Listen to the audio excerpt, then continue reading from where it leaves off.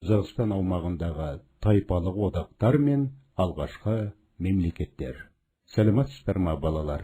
Біз бүгінгі сабағымызда адамзат тарихында аса маңызды орын алатын темір дәуірінің ерекшеліктерімен танысып, темірден еңбек құралдарын жасаудың адам өмірінде қаншалықты тиімді болғаны, темір дәуірінің неше кезеңге бөлінгені және темір өндіру қандай тәсілмен жүзеге асқаны жөнінде кең мағлұмат аламыз. Темір дәуіріне сипаттама. Ежелгі Қазақстан аумағындағы адамзаттың даму тарихында өзіндік орын алатын қола дәуірін алмастырып, үлкен де күрделі өзгерістер әкелген кезең біздің заманымызға дейінгі бірінші мыңжылдықтың басы мен біздің заманымыздың басы болып табылады. Бұл кезең Қазақстан аумағын мекендеген адамдардың өндірісте темірді пайдалануы және көшпелі мал шаруашылығының дамуымен ерекшеленеді. Біздің заманымызға дейінгі 8-7 ғасыр көптеген тайпалар үшін темірді ашу және кеңінен қолдану кезеңі болды. Бұған әр аймақ әр мезгілде қол жеткізді. Мыстың, қоланың бай кендері бар жерлерде темірді пайдалану көпке дейін кейінге ысырыла берді. Мұндай аудандар қатарына қола құю өнері жоғары дәрежеде дамыған, темір игеруге алғаш қадам жасаған Қазақстан мен оңтүстік Сібірді жатқызуға болады. Темір дәуірі біздің заманымызға дейінгі 8 ғасыр мен біздің заманымыздың 6 ғасыр аралығын қамтиды.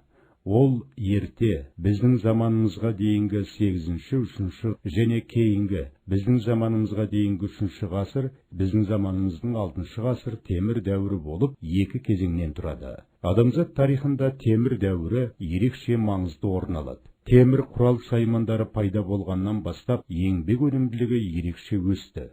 Өйткені темір құралдары тас және қола құралдарға қарағанда әлдеқайда өткір, төзімді болып келді. Темір дәуірінде рулық қауымдас құрылыс одан әрі жетіле түсті.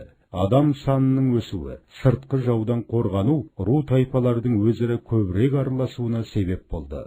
Рулар үлкен тайпаларға бірікті, ал тайпалардың өзара қосылуынан тайпалық одақтар құрылды. Осындай тайпалық одақтарға сақтардың, ежелгі үйсіндер мен қаңлы, ғұн, сарматтардың тайпалық одақтары жатады. Темір дәуірінде алғашқы қауымдық құрылыстың ыдырауы, ру тайпалардың ішкі сыртқы қарым-қатынастары Қазақстан жерінде алғашқы мемлекеттердің пайда болуына әкелді. Ондай мемлекеттердің негізін қалаған сақ, ғұн, үйсін, қаңлы және сармат тайпалық одақтары болды.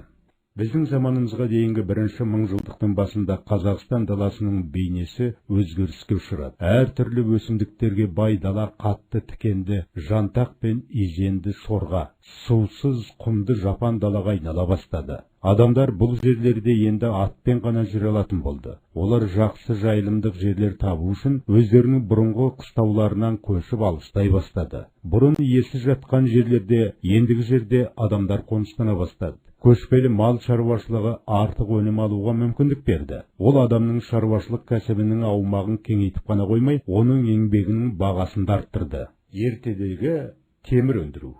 Жалпы табиғи темір жердің бетінде өте сирек кездеседі. Тек метеориттен пайда болған темір ғана балқыма күйінде ұшырасады.